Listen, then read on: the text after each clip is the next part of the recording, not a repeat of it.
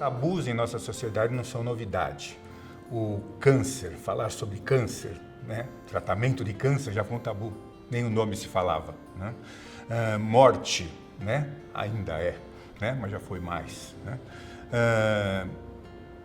AIDS, né? Não se falava, né? Hoje se fala abertamente. Então, ainda, infelizmente, quando se fala de depressão, saúde mental, é algo que não se fala claramente e abertamente. Isso que define um tabu, né? Estigmatiza o tema e evita que ele seja focado com maior abertura, com maior clareza e que ele seja enfocado de maneira às pessoas que precisem de ajuda, né? Ou que precisem se aprofundar no tema, saibam onde buscá-la. A sociedade tem muito tabu com relação à depressão e suicídio adolescente. Ela não acredita que o adolescente possa pensar em morrer, porque muito do que a sociedade fala é que a adolescência é a melhor parte da vida. E olha, para a maioria dos adolescentes não é. E mesmo para os adultos hoje, se eles lembrassem de quando eles eram adolescentes, eles iam lembrar que tem muita coisa difícil nessa época. É uma época de crise, é uma época que você não sabe lidar com os seus sentimentos, que você é impulsivo, que você acha que aquela dor não vai passar nunca, que você está cheio de pressão para lidar com escola vestibular, você é dependente dos seus pais. Então, assim, tem um monte de coisa difícil aí nessa fase da adolescência. Todos os assuntos difíceis, né, desagradáveis de trazer à tela, né, podem se transformar em tabu. E é como se fosse uma barreira, né? E realmente o tabu é a principal barreira para a prevenção quando se fala de doenças mentais, quando se fala de suicídio. E com isso a gente começa a falar cada vez menos. É como se fosse uma conspiração do silêncio, né? E o silêncio diria que não existe o problema. Então, a pior coisa para um problema é quando ele não é comentado. E este é algo que precisa ser comentado. Quando a gente pega os casos recentes de suicídios em escolas de elite de São Paulo, e isso toma uma proporção em termos de mídia enorme, tem duas coisas importantes. Primeiro, infelizmente o suicídio só é noticiado quando acontece na escola de elite. E a gente sabe que ele ocorre, na maior parte das vezes, nas classes mais baixas. E depois, esse é o lado bom, a partir do momento que tem essas notícias, esse aumento de notícias, a sociedade começa a olhar de uma forma diferente. Tem um dossiê que chama Comunica que Muda, onde eles conseguiram fazer uma análise de todas as buscas relacionadas a suicídio durante a primeira temporada dos 13 Porquês e no ano seguinte, na segunda temporada. Eles perceberam que, primeiro, as buscas aumentaram, foram para 1.300.000 buscas durante o período da primeira temporada, mas o mais importante é que durante a segunda temporada eles perceberam que a forma como as pessoas falavam sobre suicídio tinha mudado e ela começou a ser mais positiva, no sentido que trazia mais conscientização e mais busca de ajuda do que julgamento. Então isso é uma prova de que se a gente fala, e a gente precisa falar, e se a gente fala do jeito legal, se a gente fala de um jeito bacana, a gente previne suicídio. Começa com quem lida com o assunto, com os profissionais, com as organizações sociais que lidam com o assunto, né? Conseguirem expressar mais claramente, conseguirem expressar com mais facilidade isso, chegar mais próximo da coloquialidade, né? De falar com a comunidade, né? E, em segundo lugar, muito importante, a mídia. A mídia tem um papel muito relevante nisso. Como levar isto? Né? Por não ter medo de levar isso de maneira adequada, né? Sem glamorização, né? Sem transformar naquilo num problema que não tem solução, mas ao contrário, dizer que é mais comum do que parece e que existem maneiras de lidar com isso. Sem dúvida, precisamos de mais materiais que falem sobre o suicídio, principalmente ligado a jovens, porque psicólogo acaba falando muito para psicólogo e a gente precisa de algo que tenha uma linguagem que o jovem entenda e uma forma que chegue isso para ele, que pode ser através de série, pode ser através de redes sociais. Então, como a gente faz para chegar nesse jovem?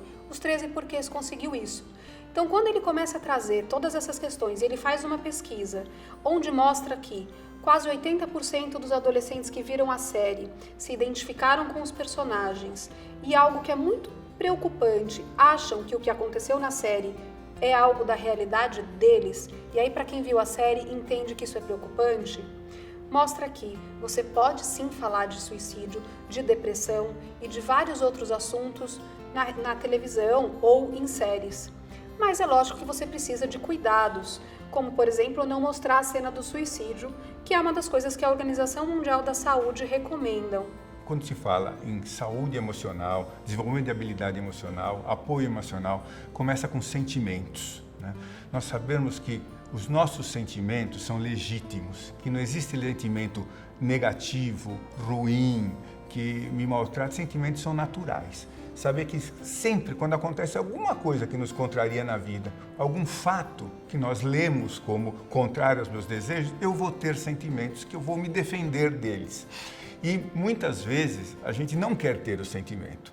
E isso é absolutamente impossível, né? Então, começa com sabermos lidar com esses sentimentos defensivos que de vez em quando aparecem na nossa vida. E se a gente faz isso desde a tenra idade, isso fica muito mais simples. A gente desenvolve uma habilidade para sempre quando nos sentirmos com algum desses sentimentos, lidarmos de maneira mais positiva e para não tentar brigar com ele, mas abraçá-lo e tentar se sentir melhor, fazer algo para que eu resolva a situação com mais naturalidade. A rede social, assim como a tecnologia, ela é só uma ferramenta. Ela não é nem boa nem ruim. O que vai fazer com que a gente se preocupe é a forma como o jovem usa ou se relaciona com ela. Então, muitas horas em redes sociais, a gente já sabe que aumenta índices de depressão e suicídio. O jovem acredita naquilo que ele vê na rede social e não questiona que a vida que as pessoas põem lá não é a vida verdadeira. Todo mundo só põe os momentos felizes ou quando está comendo alguma comida boa. Tem até um termo que chama FOMO, Feeling of Missing Out, que é um termo relacionado ao Instagram, onde quando o jovem fica muito tempo longe do Instagram, ele sente como se ele estivesse por fora do que está acontecendo. E ele sente também que ele não está sendo convidado a todas as festas, ele não tem a viagem mais legal, a comida dele também não é a melhor. E ele não entende que aquilo é só uma rede social, as pessoas mostram o que elas querem e que ninguém põe que está triste. Então as redes sociais podem afastar as pessoas também.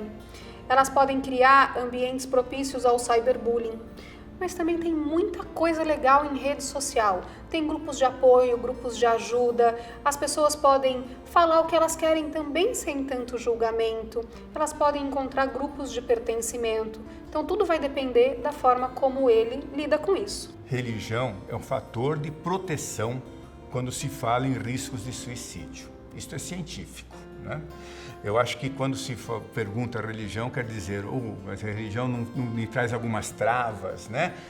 Não vai contra, muitas vezes, aquilo que eu acabei de falar, de reconhecer a sua raiva e tudo mais. Pode ser que sim, né?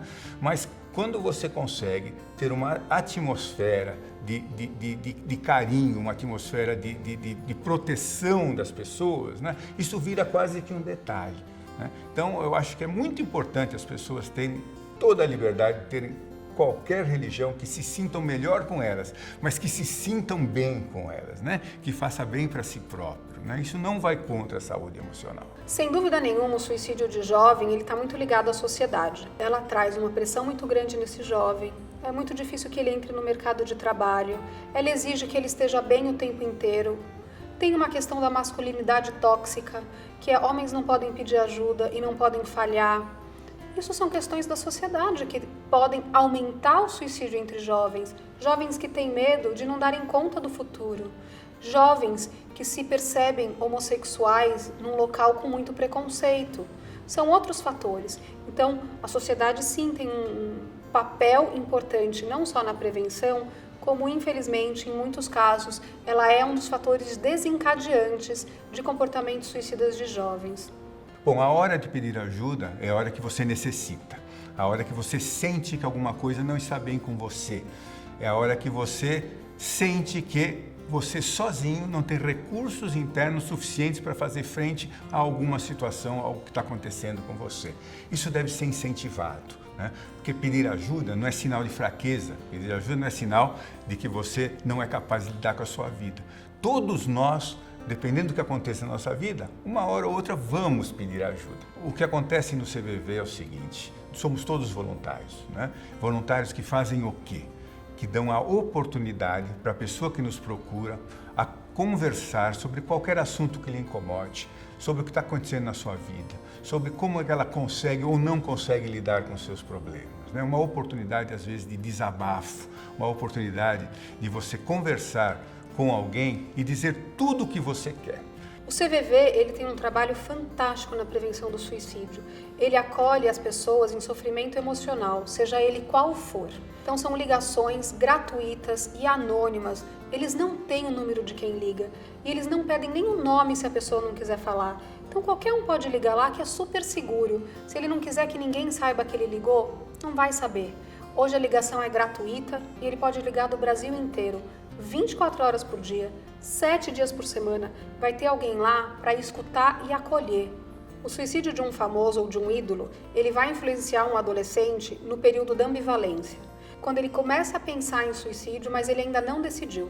E aí, se tem algum suicídio de alguém famoso ou alguém próximo, pode ser o que ele precisava, a gota d'água, para ele decidir pelo suicídio.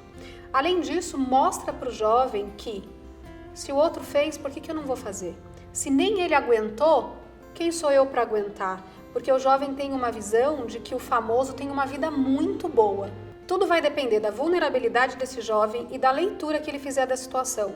Por isso que quando acontecem esses suicídios, a gente tem que falar abertamente. E, por exemplo, um suicídio de um famoso pode ser um assunto a ser debatido abertamente em casa e na escola. A mensagem que eu gostaria de deixar, quando se fala em conforto emocional, é de tentar olhar esses jovens, essas pessoas, esses seres humanos, né, que às vezes precisam de ajuda, além do comportamento deles, né? Atrás do comportamento existe uma pessoa que muitas vezes está precisando de ajuda e muitas vezes está se defendendo de algo que está acontecendo, que não está aparente, com aquele comportamento. Então, se tem uma mensagem, a primeira é: vamos falar sobre o assunto, vamos falar abertamente, vamos acolher aquele em sofrimento. E aí, a partir disso, quem precisar de tratamento, que possa ter acesso. E que não seja impedido de receber a ajuda que precisa por conta de preconceito ou desinformação. Então, que esses vídeos possam ajudar a pais e escolas a abordarem esse assunto abertamente, porque o diálogo salva vidas.